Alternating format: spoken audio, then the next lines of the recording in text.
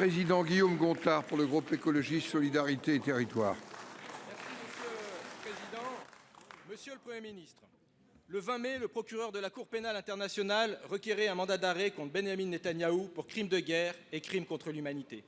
Le 24 mai, la Cour internationale de justice, la plus haute juridiction des Nations unies, a ordonné à Israël d'arrêter immédiatement son offensive militaire à Rafah, redoutant la destruction des Palestiniens de Gaza.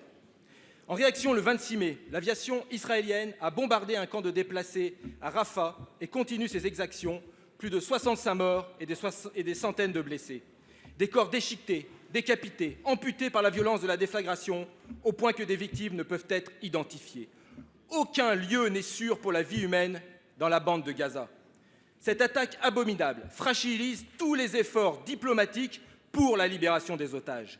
L'entêtement guerrier du gouvernement d'extrême droite israélien menace la vie des otages, dont les morts tragiques s'égrènent semaine après semaine.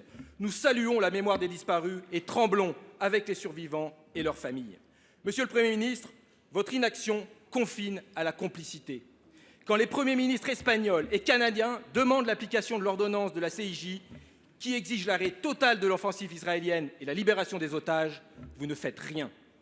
Quand le Canada cesse ses livraisons d'armes à Israël, vous ne faites rien.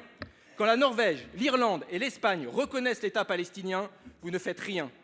Quand l'Irlande et l'Espagne demandent la suspension de l'accord d'association Union européenne-Israël, vous ne faites toujours rien. Monsieur le Premier ministre, le courage de certains de vos homologues est le miroir de votre lâcheté.